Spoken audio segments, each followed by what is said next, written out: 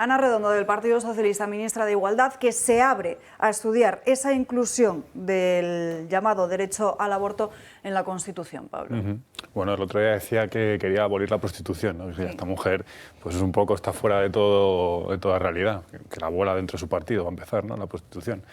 Yo lo que veo claramente es que la inercia es la contraria, lo decía No un poco... los que la ejercen, sino los que, Sí, decir, los que la consumen, ¿no? efectivamente, los que la consumen. Bueno, de momento se que consumen. Pero lo decía, yo creo que la inercia de las palabras que decía Ana Redondo, ¿no?, sobre el aborto, la inercia es la contraria. Lo decía Julio un poco al principio del programa y precisamente en la Comunidad de Madrid se viene haciendo muchas medidas para fomentar la natalidad, fomentar la maternidad, ¿no? Yo creo que una palabra importante, veíamos como ella hablaba de una ley de derechos sexuales y reproductivos, que es borrar completamente a la mujer que es la principal implicada en todo esto, ¿no? Es decir, yo creo que es importante que hablemos de natalidad y que hablemos de maternidad, que hablemos de familias, que hablemos de que las familias pueden tener uno o varios hijos, ¿no?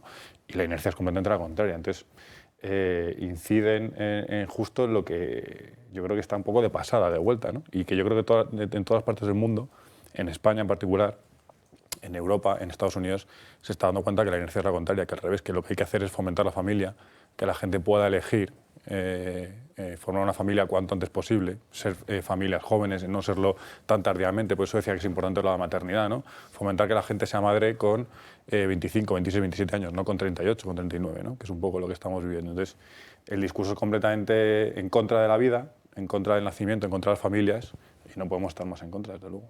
Julio. Bueno, sí, como lo he explicado tantas veces, pero no me canso de repetirlo, porque... Hay que repetir.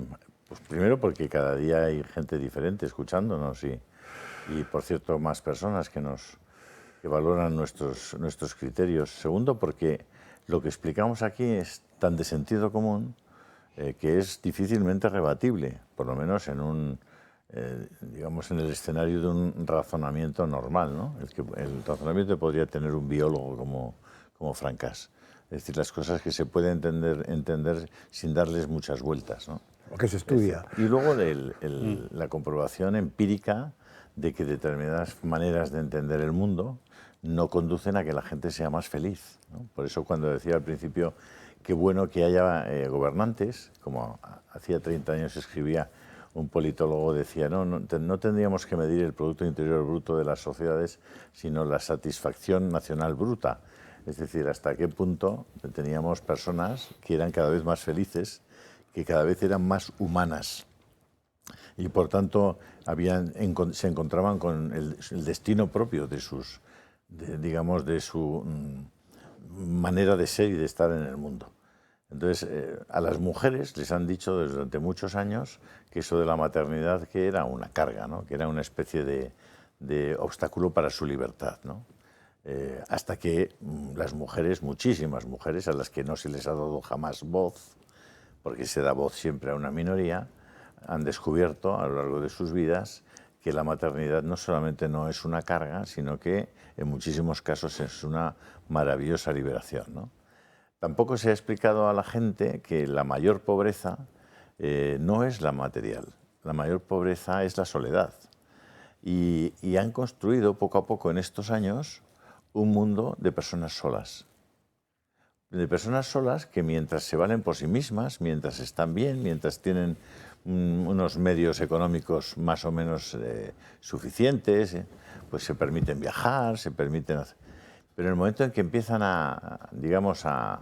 entran en el final de su vida o en la última etapa de su vida, donde ya la belleza física ha declinado, donde las condiciones mentales y físicas cada vez son más bajas, pues te das cuenta que esa gente ya no tiene ni siquiera a alguien con quien charlar, no tiene a alguien con quien compartir, es decir, ni siquiera tiene la ayuda necesaria para llevar una vida digna en la última etapa.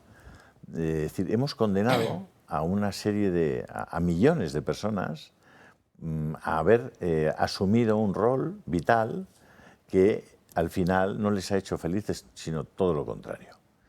Entonces, creo que es el momento y está comenzando una nueva fase en la que, por cierto, la gente joven cada vez más asume lo más joven posible el formar una familia y tener hijos, porque entienden que no es lo mismo tener un hijo a los 40 años que tenerlo a los 25, porque ese hijo tiene una perspectiva también de poder tener sus hermanitos, porque además ese hijo se va a encontrar con unos padres todavía jóvenes cuando cumpla pues, esa adolescencia o esa juventud.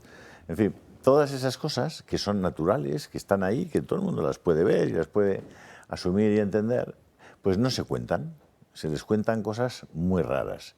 Y además se les introduce, se introduce la normalidad en cosas que no sean normales, es que es imposible que les hagan felices. Es más, se fuerza su propia voluntad, se les tuerce la voluntad manipulándoles desde muy pequeños, ¿no? Que es probablemente el mayor crimen que está cometiendo esta sociedad.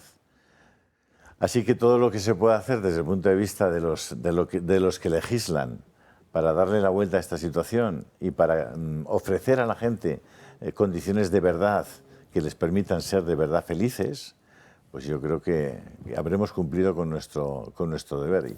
Y ojalá que muchas personas puedan escuchar estas cosas, porque sé que millones y millones de personas las comparten.